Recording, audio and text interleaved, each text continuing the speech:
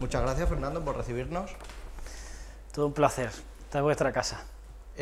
¿Cómo llegaste a trabajar en la política y, sobre todo, la idea de dónde te viene la de ser alcalde? Bueno, pues yo tengo que decir que tampoco tengo ningún antecedente familiar directo que se dedique a la política, la verdad. No era un asunto habitual en mi casa, sí estar un poco atento a la actualidad, pero no dedicarse a la política directamente. Pero sí que hay un punto de inflexión en mi vida, sobre todo pues donde suele surgir esa conciencia política de uno, que es en el periodo en el que uno estudia en la universidad. Y yo viví un momento de mi vida universitaria pues con cierta intensidad los acontecimientos que protagonizaban las noticias habitualmente durante ese periodo del 93 al 96 aproximadamente, que como sabéis es el final del periodo del gobierno de Felipe González, con muchos escándalos de corrupción que salían a la palestra a diario, y el inicio de una nueva etapa, que era la etapa que correspondía al presidente Aznar en aquel momento, ¿no? Entonces yo me acerco al mundo de la política pues en ese momento crítico que se vive, pues una situación difícil, también una crisis profunda, ya no solo de las instituciones y de la política, sino también una gran crisis social, y consideraba la política como un instrumento al servicio de los ciudadanos para poder mejorar la situación en la que vivíamos, ¿no? Y luchar contra eso que veíamos una lacra, que era la corrupción.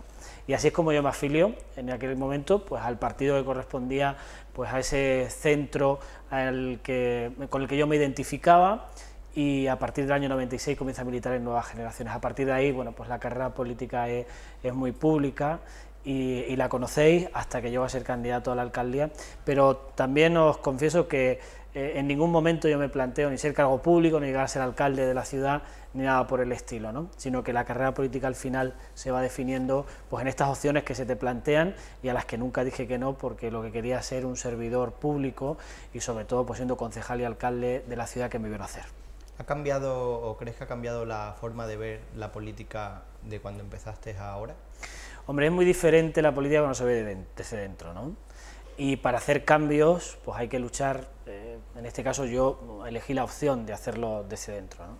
De ser absolutamente transparente y de mantener un criterio de honestidad y de honradez que permitiese tener credibilidad ante los ciudadanos, ¿no? Y eso es lo que yo siempre he querido hacer desde el cargo público, ¿no? Ya digo que se ven las cosas de muy diferente manera cuando eres responsable de la gestión a cuando no lo eres, a cuando estás fuera de la administración o estás dentro, ¿no? Es verdad que ha cambiado. En este momento vivimos un momento mucho más crítico del que vivíamos en el momento en el que yo accedí a la política siendo un afiliado de base de una organización política, ¿no? La situación en este momento es especialmente delicada por esa credibilidad de las instituciones y de la administración, de los propios políticos, de la que tenemos gran parte de culpa, los propios políticos, por la que luchamos para cambiar esa imagen tan nefasta que tienen los políticos cuando son una cuestión especialmente necesaria para la sociedad. ¿En qué se diferencia el Fernando Pizarro candidato al alcalde Fernando Pizarro? Pues mira, yo creo que en estos 3 años, si hay una diferencia notable, es la madurez que te da el tener una responsabilidad tan alta como la de ser alcalde en un momento tan difícil económicamente, con una situación social tan delicada y con problemas que han ido surgiendo a lo largo de la legislatura, heredados la mayor parte, pero que correspondía a la solución en este momento, ¿no? Entonces yo creo que el cambio es el de gran madurez, aparte de que físicamente se nota por las canas que uno cultiva a lo largo de 3 años, por la situación delicada y el momento tan crítico que vivimos y por esa responsabilidad. Yo creo que todo esto lo que nos confiere a los políticos, si te lo tomas en serio, evidentemente, es una gran madurez. Bueno, usted es un alcalde que está muy unido a las nuevas tecnologías, así como las redes sociales. Es un medio de comunicación que se mueve mucho en estos tiempos. ¿A qué se debe y qué le traslada a la gente a través de este medio de comunicación? Bueno, pues yo comienzo a utilizar las redes sociales, bien es cierto que por mi dedicación profesional, ¿no? Yo tenía redes sociales abiertas en las que compartía determinadas cuestiones con mis propios alumnos, ¿no? Cuestiones que tenían que ver con la vida académica. Pero al final se convierte las redes sociales bien utilizadas en una herramienta de transparencia absoluta, es decir, el ciudadano está plenamente informado de lo que el alcalde hace, y además soy yo directamente el que las manejo, por lo tanto el que sube en cada momento con quién está reunido, qué decisiones se toman, a qué dedica el tiempo de manera permanente, no solo ya el alcalde, sino el conjunto del equipo de gobierno. Y también, junto a ese criterio de transparencia que te permiten las redes sociales, que también son un poco, si me lo permitís decir, un poco esclavitud para el que las maneja, ¿no? Porque al final estás vendido, es decir, que cada día, cada segundo, cada minuto, pues tienes una obligación que tú mismo te has creado para mantener esa transparencia. Y unido a esa transparencia también la posibilidad de que el ciudadano tenga una herramienta más para acercarse al político, es decir, que si las vías habituales son un escrito, el venir a verme al despacho cuando es posible que el alcalde reciba al conjunto de los ciudadanos, que es la mayor parte de las ocasiones, pues también hay otro método, y el método es directamente hablar con el alcalde a través del Facebook, del Twitter o de cualquier otra red social como Instagram o Twenty, que también las tengo abiertas, ¿no? Yo creo que esos son los dos objetivos fundamentales, aunque esto conlleve un plus de trabajo muy importante en el día a día. Bueno, usted es un reconocido docente. ¿Cómo aplica esas habilidades suyas en el campo de la política? Bueno, la verdad es que lo de ser maestro, que es lo que yo soy, imprime carácter, ¿eh? Y es verdad que al final uno intenta siempre ser pues todo lo didáctico que puede ser, ¿no? Entonces, igual que en el aula uno transmite el mensaje para que el alumno lo entienda, pues también en política debemos hacer mucha pedagogía política, es decir, los trámites administrativos o los trámites políticos muchas veces no parecen acercarse a la lógica del ciudadano, de no ser que tú tengas la posibilidad de explicárselo y de ser didáctico en ese sentido, ¿no? Problemas tan importantes como las huertas de la isla son difícilmente entendibles por el ciudadano si tú no aplicas un criterio didáctico por el cual acerques ese problema al propio ciudadano. Entonces yo creo que en la medida que me es posible intento ser todo lo didáctico. Y una cosa muy importante, decía Chopin que no es importante tener mucha paciencia, sino saber utilizar la que uno tiene, y en muchas ocasiones esa paciencia pues la tienes que utilizar, sobre todo con la oposición, ¿no? Para intentar pues ponerte en su lugar y intentar que todos los medios que ellos se pongan también en el tuyo. Tienes mucha paciencia también. Bueno, pues antes de entrar en materia, te vamos a proponer una dinámica. Tienes ahí al lado una carpeta con unas fotografías dentro, ¿vale? Quiero que veas una por una y rápidamente me digas con una o dos palabras qué es lo que te sugiere la fotografía. ¿Puedes mirarla sin ningún problema? Pues, mira, esto evidentemente mi vida política está ligada a estas siglas. Y dos palabras, el rigor y la responsabilidad, que es lo que siempre han manifestado los gobiernos del Partido Popular. Ahora la vamos a dar la vuelta. ¿Y qué es lo que te sugieren? Bueno, pues con todo el respeto evidentemente a cualquier formación política, y esta es una de ellas, pues al ver esto, lo que se me viene a la mente es que gran parte de los problemas que tenemos que gestionar hoy el equipo de gobierno del Partido Popular vienen dados por la mala gestión del Partido Socialista. Entonces las dos palabras serían mala gestión. Mala gestión. Vamos a pasar a las siguientes fotos, que están dentro de la carpeta también. Y hacemos lo mismo, ¿vale? Vemos una y le damos la vuelta. Esa es fácilmente reconocible, yo creo. Sí, además esto es el escenario de gran parte de mis pesadillas, que son las huertas de la isla, ¿no?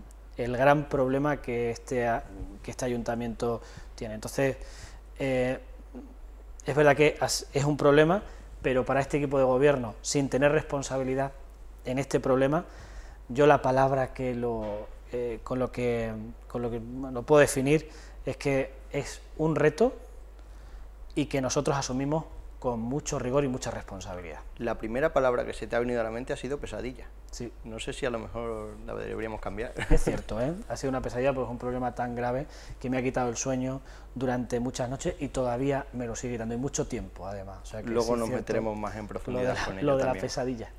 Le podemos dar la vuelta. Bueno, pues esta es mi primera foto como alcalde en una rueda de prensa en el Ayuntamiento de Plasencia.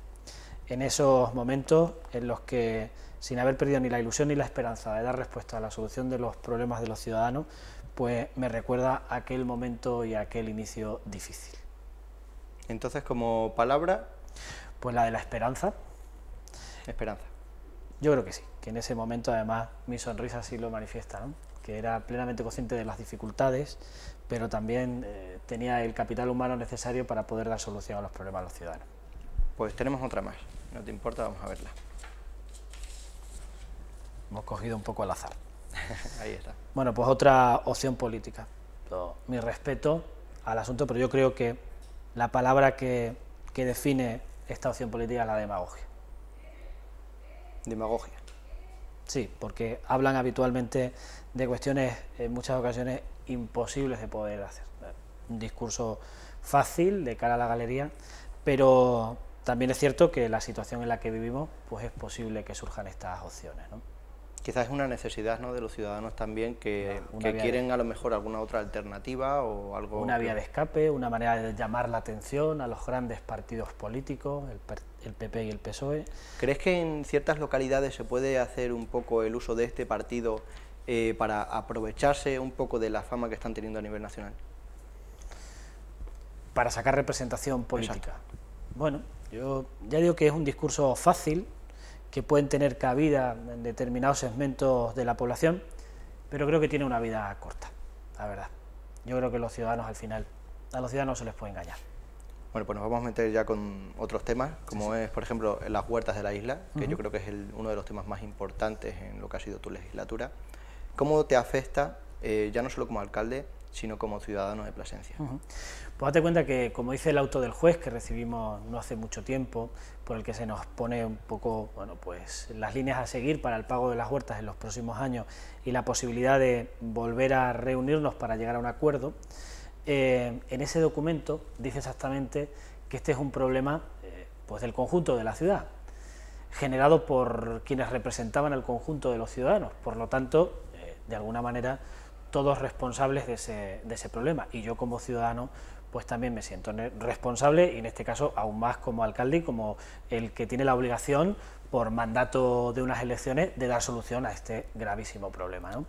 Entonces ya digo que me ha quitado el sueño y me lo sigue quitando, y me quita mucho tiempo el intentar conseguir al menos una solución para este problema. Pero yo creo que es un problema que, aunque recaiga sobre nosotros como responsables públicos, pero que es un problema del que tienen conciencia el conjunto de los ciudadanos. ¿Cree que esta realidad de este problema recae sobre alguien en concreto? Yo creo que hay muchos responsables históricos del problema, desde quien inicia todo el proceso hasta quienes miraron para otro lado en un momento determinado sin darle solución. Porque ha habido momentos en los que se le podía haber dado solución sin que esto costara un gravísimo coste a las arcas municipales, a la finanza del Ayuntamiento de Plasencia, sin ningún tipo de duda. Y hablo de gente y de responsables públicos al margen de su condición política, me refiero a que sean de un partido o de otro partido, ¿no? Pero mirar para atrás, a mí ya, la verdad, el conocer la historia nos permitirá no repetirla, pero no me va a permitir solucionarlo. Entonces, en un momento determinado, después del análisis histórico, miramos al futuro para encontrar esa solución de manera inmediata.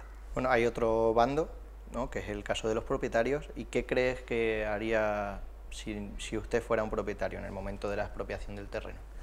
Bueno, pues yo entiendo la situación que ellos viven, ¿eh? Y además así el juez en el auto lo manifiesta. Durante casi 30 años no se les ha permitido ni utilizar su espacio, su suelo, que era propiedad de sus familias, ni tampoco han sido resarcidos económicamente. Por lo tanto, hay una sentencia que hay que admitirla. Yo a lo que aspiro, porque yo creo que así lo haría yo también, aplicar un criterio de responsabilidad y de buena voluntad e intentar por todos los medios que la solución que hay que darla pase por no asfixiar y no hipotecar el futuro de la ciudad, porque ellos también como ciudadanos son responsables del devenir histórico de la ciudad a partir de este momento.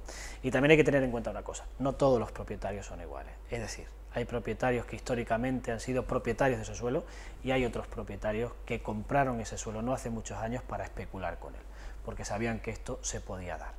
Lo que quiere decir que hay grandes empresas constructoras también que no tienen ese sentido de la herencia de un terreno que procede de sus antepasados, sino que se compró precisamente para especular. Entonces hay distintos tipos de propietario también. ¿Cómo ves la resolución del juez respecto al desarrollo que puede conllevar con la ciudad? Pues el auto yo creo que responde también a un criterio de responsabilidad, de conocimiento de la realidad municipal y de la ayuda que en manos del juez estaba para no ayudar al ayuntamiento, sino ayudar al conjunto de la ciudad a poder afrontar una situación tan difícil. Por esa razón, el mero hecho de que las cuantías económicas de los 2 primeros años se ajuste a lo que nosotros habíamos ofrecido y por lo tanto a lo que nosotros podemos llegar económicamente. Y en segundo lugar, abriendo de nuevo la puerta para que haya una negociación con el plan general acabado en su revisión para poder pagar parte con suelo, por lo tanto con especia, nos hace evaluar este auto del juez pues de manera positiva, no muy positiva porque lo mejor sería no tener que pagar evidentemente, pero nosotros nos encontramos una situación especialmente difícil en el que gracias a la defensa que nosotros como equipo de gobierno hemos hecho ante el juez y ante los propietarios de los intereses de la ciudad y añadido siempre a la ayuda y a la comprensión permanente del conjunto de las asociaciones de vecinos como, bueno, pues como entes que también representan a la sociedad civil y que en todo momento han hecho alarde de la defensa de la ciudad para que esto llevase unos derroteros que nos permitiese afrontar, pues yo creo que no podemos decir más que de alguna manera es positivo, ¿no? Bueno, cambiamos de tema. Es un tema también importante porque la gente lo ha seguido mucho, no se sabía muy bien qué pasaba, y es con el caso Plasencia. Lo primero que le quiero preguntar es si le parece justa o injusta la resolución de este caso. Hombre, yo meterme en una resolución judicial que en base a la legalidad vigente dicta una magistrada, pues difícilmente yo puedo entrar a valorar eso, ¿no? Mi valoración es el respeto absoluto a las decisiones judiciales, como sucedería en caso de que hubiese sido cualquier otra la decisión o la sentencia que el juez o la jueza dictase, ¿no? Entonces yo, por mi parte, el respeto absoluto a esa decisión judicial, que imagino está sustentada pues por una reflexión en virtud de la ley, de la legalidad vigente y por lo tanto aceptada por los jueces. Hay que creer y en este caso pues la credibilidad absoluta a una sentencia judicial que dicta un juez en el Tribunal de Plasencia. ¿Crees que alguno de los imputados va a llegar a ingresar en prisión? Ahora queda el recurso ante los tribunales competentes, por lo tanto, no sé, yo también sabéis que no soy yo un profesional de la justicia y por lo tanto los derroteros que puede llevar el caso los desconozco, ¿no? Lo que sabemos es que a día de hoy pues hay sentencias muy duras donde se establecen penas de prisión para algunos de los protagonistas del caso. ¿Crees que es un caso, entre comillas, ejemplar para que esto no ocurra? No. Siempre estas sentencias intentan tener pues ese matiz ejemplarizante, ¿no? Del que no todo vale y que en la administración pública, cuando uno es gestor público, pues hay unos límites que no se pueden sobrepasar y unos técnicos que además te van dictando el camino por el que se debe seguir atendiendo a los criterios legales que antes decíamos, ¿no? Entonces, bueno, yo lo que sí en todo este caso, bueno, pues a mí lo que me entristece de verdad es que al final el caso se llame caso Plasencia y que sea Plasencia como ciudad la que esté relacionada con un caso de corrupción. En cuanto a Blas Raimundo, declaró en su defensa, y voy a citar las palabras textuales, que no sabía lo que firmaba, que confiaba en sus compañeros. ¿Cree usted que un político puede tener este tipo de comportamientos al respecto? Yo creo que la responsabilidad pasa porque uno sepa a cada momento lo que firma. Y es verdad que te pueden jugar malas pasadas, pero tú debes tener por responsabilidad, por tu cargo, por lo que los ciudadanos han depositado en ti, pues siempre un control de todo aquello que pasa por tus manos, ¿no? Yo sé que es difícil, evidentemente, el día a día tiene un montón de matices, pero es una de nuestras obligaciones, de la misma manera que contestar al Facebook cuando uno se plantea contestar al Facebook al ciudadano que te escribe, ¿no? Pues esto es una responsabilidad que conlleva el ser concejal.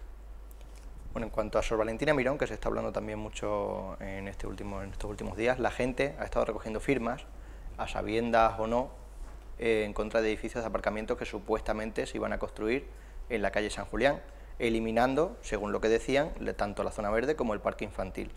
Queremos que nos explique qué es lo que se va a hacer realmente en esta zona. Pues todavía casi no lo podemos explicar explícitamente porque el proyecto en este momento se está ejecutando por parte de una empresa para ver el global de la intervención en Sor Valentina Mirón, ¿no?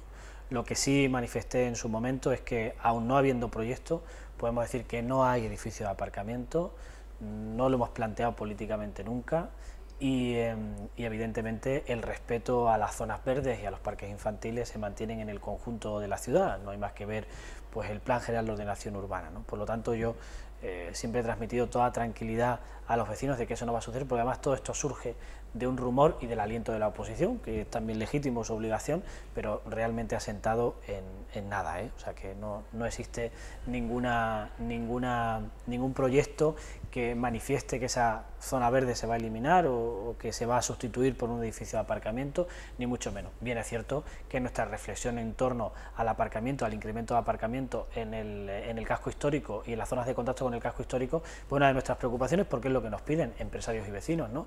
Pero evidentemente eso no pasa por la eliminación de una zona verde. Sor Valentina Mirón antes era una zona muy rica en cuanto a comercio se refiere, ahora vemos que está muy paralizada. ¿Cuál crees que es el detonante de todo esto? Hombre, pues yo creo que primero que el declive de la zona comercial de Sor Valentina Mirón coincide un poco pues con las dificultades económicas y la crisis en la que nos introducimos a partir de mediados de la década pasada, ¿no? 2005, 2007. Bien es cierto que la avenida o la calle Sor Valentina Mirón tiene algunos cambios, como el cambio de sustituir los dos sentidos por uno solo. Los empresarios se quejan de eso, sin embargo los vecinos que viven allí pues alaban precisamente ese cambio, pero yo creo que hay un punto de inflexión muy importante el declive de Sor Valentina Mirón junto con la crisis, y es el cierre de la piscina climatizada, un servicio público al que llegaba tanta gente a lo largo del día, desde las 9 de la mañana que se abría hasta las 11 de la noche que se cerraba, sin tener además un hueco libre. Quiero decir, grupos de niños, grupos de tercera edad, grupos de mujeres, deportistas, el club natación, los buceadores, en fin, un montón de actividad que lo que hace al final con el traslado a la piscina bioclimática de la zona norte es que todo ese flujo de gente ya no va a Sor Valentina Mirón y posiblemente fuese un tanto por ciento muy importante el mantenimiento de la zona comercial. Por eso nuestro interés en reabrir ese espacio como un espacio de servicio público que permita de nuevo el enriquecimiento en las visitas a la ciudad y por lo tanto el enriquecimiento empresarial y comercial de la zona. Te iba a preguntar si había algún plan de choque para reactivar esta zona, pero creo que un poco sí me has respondido con lo de la piscina. Hay varios empresarios, por nosotros abrir la piscina como tal y duplicar la instalación era muy difícil porque el mantenimiento de una piscina de invierno es carísimo. Entonces sí es cierto que a lo largo de estos años, pese a las dificultades económicas que sufrimos, ha habido varios empresarios con interés en la instalación, en invertir para arreglarla y abrirla como un servicio deportivo, terapéutico. Y en esas estamos esperando anteproyectos, ya la piscina es nuestra, y posibilitar pues el que se reabra ahí una actividad que permita la reactivación comercial de la calle. Bueno, pues para ir terminando, un par de preguntas más, sin tener en cuenta el asunto de las huertas de la isla, ¿cuál es el principal problema que se ha encontrado usted al llegar ahí como alcalde? Evidentemente, casi 6.000 parados. Ese es el principal problema. El de las huertas es un problema económico, pero el desempleo era, cuando yo llegué a la alcaldía había 5.000 parados en Plasencia. Durante los primeros años y en plena crisis subió hasta 6.000. En este momento hemos reducido la cifra a 4.800, es decir, que nosotros estamos ahora en las cifras aproximadas de desempleados que nos encontramos cuando llegamos al gobierno. Ese es el problema que también nos quita el sueño y que hemos intentado por todos los medios afrontarlo.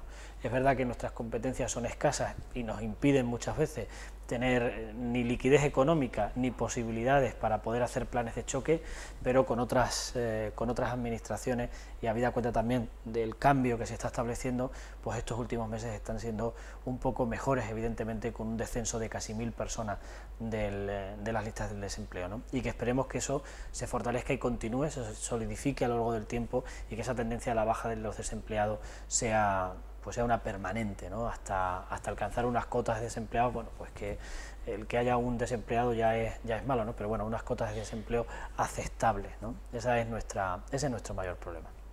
¿Cuáles pueden ser tus próximos retos personales? Bueno, pues evidentemente, lo acabo de decir, uno de los retos es consolidar esa tendencia a la baja del desempleo, en nuestra actividad en relación sobre todo con la empresa, conseguir que nosotros podamos tener en Plasencia aventuras empresariales, proyectos empresariales de envergadura y eso lo vamos a tener, espero, gracias al plan de industrialización del Gobierno de Extremadura, que nos va a posibilitar que Plasencia junto a Malpartida sean un foco muy importante de atracción industrial cerca de Madrid para Extremadura, muy bien ubicado y con muy buenas comunicaciones, entre las que también vemos la posibilidad de que no dentro de mucho tengamos pues ese tren de altas prestaciones que nos una primero con Badajoz, con Cáceres y con Mérida y posteriormente con Madrid, que también reforzará esa imagen de Plasencia como una de las ciudades mejor comunicadas del oeste peninsular. Esos son, bueno, pues los retos que, si bien es verdad que se van avanzando en ello, pero que todavía queda mucho por hacer y por eso, bueno, nos planteamos como retos para este final de legislatura y también para la legislatura siguiente. Bueno, Fernando, pues muchas gracias y esperemos que te tengamos aquí también más veces para trasladarte nuestras opiniones y nuestras quejas, entre comillas, ¿no?, de lo que pasa en la ciudad. Pues yo estoy a vuestra disposición. Esto me permite pues esa función didáctica de la que hablamos antes, de trasladarle pues determinados mensajes al ciudadano y a través de un medio pues tan plural y tan posible de acceso para muchos como es el que vosotros representáis. Así que muchas gracias. Según la cumbre de la FAO del 2007, el 80% de las enfermedades actuales vienen derivadas de la alimentación. Por eso aquí optamos por la agricultura ecológica, por productos ecológicos, para asegurar así que están libres de pesticidas y plaguicidas y asegurarnos su salubridad.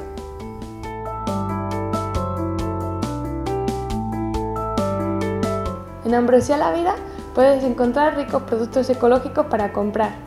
Y si lo prefieres, te los cocinamos aquí y puedes tomártelos en desayuno, en la comida o venir a cenar con nosotros. Disfruta en Plasencia de un lugar diferente, un espacio único. Y en veranito disfruta de nuestra terraza.